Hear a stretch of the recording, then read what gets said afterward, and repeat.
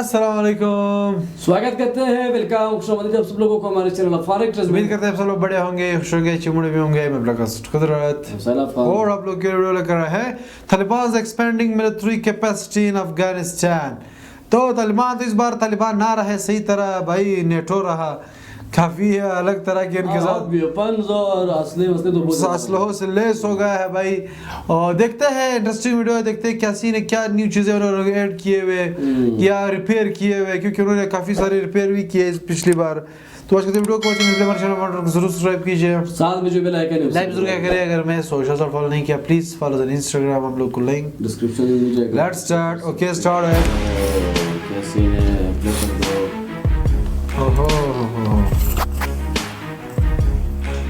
तालिबान बढ़ा रहा है अपनी मिलिट्री पावर। अब तालिबान को कमजोर समझने की गलती पड़ सकती है महंगी।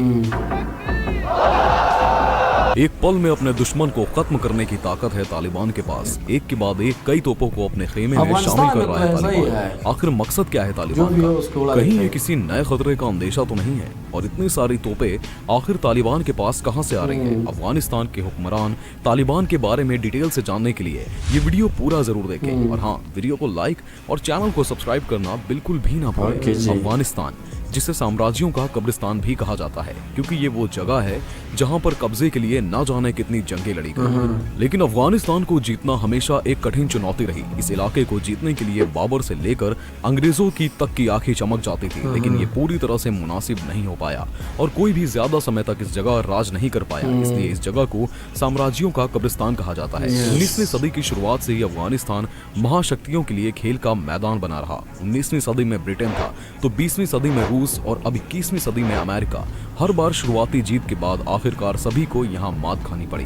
फिलहाल इस जगह तालिबान की हुकूमत है और तालिबान ने भी इस देश की गद्दी पर कब्जा करने के लिए अमेरिका को यहाँ से बेदखल किया था। अमेरिका जैसे ताकतवर देश को खदेड़ने के बाद तालिबान के हौसले काफी बुलंद थे, लेकिन तालिबान सरकार जानती है कि अगर उसे अफगानिस्तान पर अपनी पकड़ मजबूत रखनी है तो उसे अपनी मिलिट्री की ताकत को कई गुना तक ले जाना होगा। लेकिन तालिबान की माली हालत इतनी अच्छी नहीं है कि वो नए हथियार खरीद सके। इसलिए तालिबान ने अपनी ताकत बढ़ाकर दिखाने के एक नायाब तरीका खोज निकाला है, और वो तरीका है फील्ड कैनन, यानी कि मैदानी तोपें। और ये वो तोपें हैं जिन्होंने सदियों से इस भूमि में ही हो रही खूनी जंगों को देखा है। अब तालिबान इन तोपों को एक बार फिर से वॉर फ्रंट लाइन का हिस्सा बनाने जा रहा है। तालिबान अपने पुराने गोदामों में जंग खा रहे हथियारों और तोपों को फिर से जमा कर रहा है। तालिबान के पास ऐसे हथियारों का एक बड़ा जखीरा है जो कि सालों से गोदामों में बंद पड़ा है, लेकिन अब तालिबान इन्हें निकाल कर इनकी मरम्मत करवा रहा है ताकि इन्हें फिर से इस्तेमाल के लिए लायक बनाया जा सके। मैदानी तोपें वो हथियार हैं जिनका जंग के मैदान में बहुत बड़ा रोल होता है।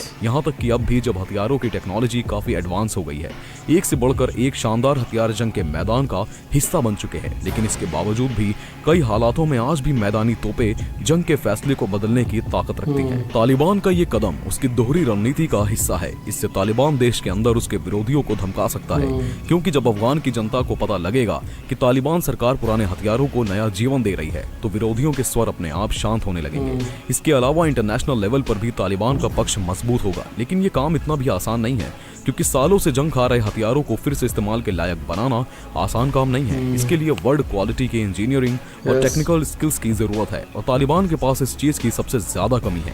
सभी जानते हैं कि तालिबान के पास ना तो ट्रेंड टेक्नीशियन है और ना ही इंजीनियर्स। फिर किस तरह से तालिबान मैदानी तोपों और मिलिट्री मोर्टार को इस्तेमाल के लायक बना पाएगा, ये एक बड़ा सवाल है। अगर तालिबान इस काम में कुछ हद तक भी सफल हो गया तो उसका मकसद पूरा हो जाएगा। वो दुनिया को एक संदेश दे पाएगा कि वो किसी से भी कम नहीं है।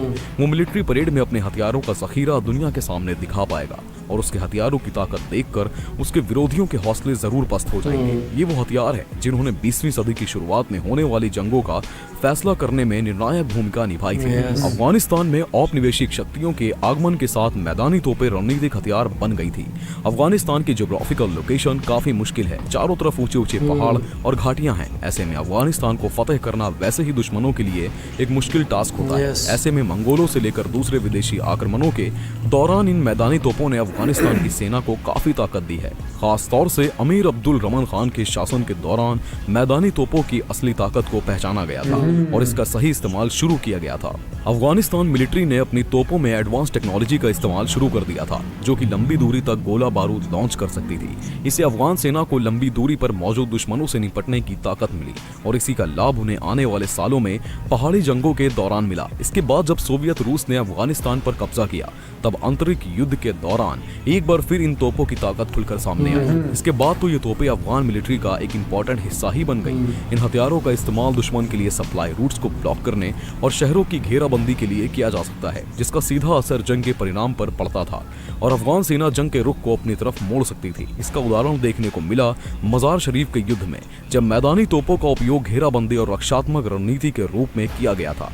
ये तोपें दुश्मनों की सुरक्षा दीवारों को तोड़ने और जमीन पर रास्ता बनाने में सक्षम थी, जिस वजह से अफगान सेना ने अपने दुश्मनों को कड़ी टक्कर दे दी थी। लेकिन फिर जैसे जैसे टेक्नोलॉजी एडवांस होने लगी, ड्रोन और दूसरे एडवांस हथियारों के धमाकों की गूंज में ये मैदानी तोपें कहीं खो गई थी। अब इनका इस्तेमाल केवल म्यूजियम या फिर सिंबॉलिक हथियारों के रूप में किया जाता है। आज ये युद्ध रणनीति का हिस्सा नहीं रह गई हैं, लेकिन फिर भी ये तोपें आज सत्ता और शक्ति का संकेत मानी जाती हैं और जंग के मैदान में इन्हें आज भी मौत और बर्बादी का सिंबल माना जाता है। और अब तालिबान सरकार इन तोपों की इसी ताकत को अपनी ताकत और छवि बनाने के लिए इस्तेमाल कर रही है, क्योंकि अफगानिस्तान के इतिहास में इन तोपों के महत्व को नजरअंदाज नहीं किया जा सकता। वहाँ के लिटरेचर में इन तोपों के बारे में काफी कुछ लिखा गया है, जिससे वहाँ के लोग इन्हें अपने कल्चर का एक हिस्सा मानने लगे हैं। और इसीलिए तालिबान सरकार देश की जनता पर अपना प्रभाव कायम रखने के लिए उनके दिमाग में बसी इन तोपों की छवि का इस्तेमाल कर रही है। वैसे देखा जाए तो तालिबान के पास भी हथियारों की कोई भी कमी नहीं है। अमेरिकी सेनाओं ने जब अफगानिस्तान को अलविदा कहा था, तब वो यहाँ हथियारों का विशाल जखीरा छोड़कर गए थे। अमेरिका अफगानिस्तान में 8 लाख से ज्यादा आधुनिक सैन्य उपकरण छोड़कर आया था। इसमें M16 rifle, M4 carbine, 82 mm mortar launcher जैसे इन्फेंट्री हथियारों के साथ हमवी जैसे सैन्य वाहन, ब्लैक हॉक हेलीकॉप्टर, A-29 लड़ाकू विमान, नाइट विजन, कम्युनिकेशन और सर्विलांस में इस्तेमाल होने वाले उपकरण शामिल थे। इसके अलावा भी अमेरिका के छोड़े गए कई साजो सामान का इस्तेमाल अब तालिबान धड़ल्ले से कर रहा है। इसीलिए ये सोचना कि तालिबान की ताकत कम है, ये किसी भी देश के लिए जानलेवा सोच हो सकती है। वैसे भी इस देश के ऊपर आज तक कोई लंबे समय तक राज नहीं कर पाया। हमारे पड़ोसी देश पाकिस्तान को भी ये बात याद रखनी चाहिए, क्योंकि पिछले कुछ समय से पाकिस्तान और अफगानिस्तान के संबंध काफी खराब चल रहे हैं। कई बार दोनों देश एक दूसरे के आमने सामने आ चुके हैं। अभी हाल ही में तालिबान ने पाकिस्तान और ईरान पर गंभीर आरोप लगाए हैं। तालिबान का कहना है कि पाकिस्तान और ईरान आतंकी संगठन इस्लामिक स्टेट को मदद कर रहे हैं। ऐसा करके पाकिस्तान और ईरान की कोशिश अफगानिस्तान में आतंक को बढ़ावा देने और तालिबान को कमजोर करने की है। वहीं पाकिस्तान पहले से ही TTP यानी कि तहरीक तालिबान पाकिस्तान से परेशान है, जो कि उसके ही देश में सेना की नाक में दम किए हुए है। और पाकिस्तान का दावा है कि TTP को तालिबान सरकार का समर्थन प्राप्त है, इसीलिए पाकिस्तान पहले से ही तालिबान से काफी खफा है। वही अब तालिबान भी पाकिस्तान पर सीधे आरोप लगा रहा है। ऐसे में दोनों देशों के संबंध लगातार खराब हो रहे हैं। अफगानिस्तान ने भी साफ कह दिया है कि भले ही दोनों देश खुद को मुस्लिम देश होने का दावा करते हो, लेकिन उनमें बहुत ज्यादा डिफरेंस है। वो कभी एक मंच पर नहीं आ सकते और शायद तालिबान का अपनी मिलिट्री पावर को प्रदर्शित करने का फैसला भी पाकिस्तान और ईरान को सीधी चुनौती हो सकता है। तालिबान दिखाना चाहता है कि भले ही उसके पास एडवांस हथियार ना हो, लेकिन अपने पुराने हथियारों को पुनर्जीवित करके वो किसी भी देश को सीधी टक्कर देने का मादा रखता है। दोस्तों, आपका इस बारे में क्या ख्याल है कि क्या अपने सदियों पुरानी तोपों के साथ तालिबान अपने विरोधियों की एडवांस टेक्नोलॉजी का मुकाबला कर पाएगा? अपने विचार हमें कमेंट में जरूर लिखें। वीडियो को लाइक और शेयर करना बिल्कुल भी ना भूलें। धन्यवाद। ये थी वीडियो। अच्छा, पहले तो अफगानिस्तान की मिलिट्री की बात करते हैं। जो अफगानिस्तान की मिलिट्री अगर है भी ना भी हो, अफगानिस्तान का हर बंदा ही ऐसा है कि ट्रेन बंदा है, क्योंकि उन्होंने हमारा जो जनरेशन है वो इसी चीज में बड़ा हुआ है कि वार है, तो खौफ से जो है वो डरते ही नहीं है ना। हाँ, ये चीज है, ये एक तो एक रियलिटी है। ऊपर से तालिबान की जो वेपन की बात की है, या इतनी जो सारे अगर देखिए जाए तोप का इतना वो चवक चला गया, लेकिन आजकल जो इनके साथ जो न्यू मशीन्स है, लाइक न्यू ड्रोन्स है, वो जो है काफी इफेक्टिव है।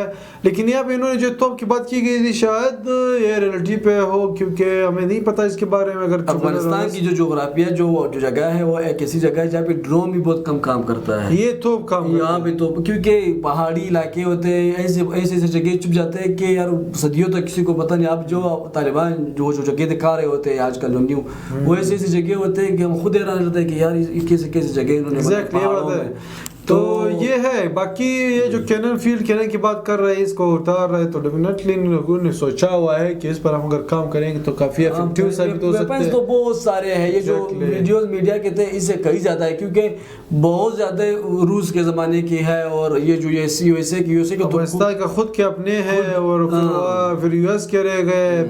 और दूसरी बात ये भी काफी सारे चले गए, ताजिकिस्तान उज्बेकिस्तान भी एक चले चीज़ गए। मैं और बताऊं, जो यूएस के रह गए वो तो है ही, जो तालिबान को उस टाइम सपोर्ट करते थे, तालिबान तो खुद असला नहीं बनाते थे, बहुत सारी कंट्री सपोर्ट करते थे, असले देते यूएस थे। देता था, यूएस नहीं, जो तालिबान अब यूएस के साथ लड़ रहा था, नहीं, मैं रशिया की चाहिए। वो मैं ही कह रहा हूँ ना, अब नाम तो मैं नहीं ले सकता, लेकिन बहुत सारे कंट्रीज उस टाइम सपोर्ट करते, उसके वेपन बहुत सारे पड़े भाई, Exactly. बहुत ज्यादा पड़े हुए उसको अभी तो इकट्ठा कर रहे हैं। काफी ज्यादा असलाह पड़ा हुआ है। कि ये भी है, मैंने ये भी सुना है कि बहुत ज्यादा असला है जो जिनको छुपाया गया है जमीनों में। अभी रिसेंटली ताजिकिस्तान में कितने ज्यादा गया है वो तो भाई। है। अब अभी रिसेंटली एक वो कुछ टाइम पहले जो है मैं वीडियो देखी थी, वो जमीन के अंदर जो है वो गाड़ियां जो छुपाई गई, मिसाइल थे, गाड़ियां छुपाई गई थी। तो काफी चीजें जो है वो भी छुपाई गई है, महंगी।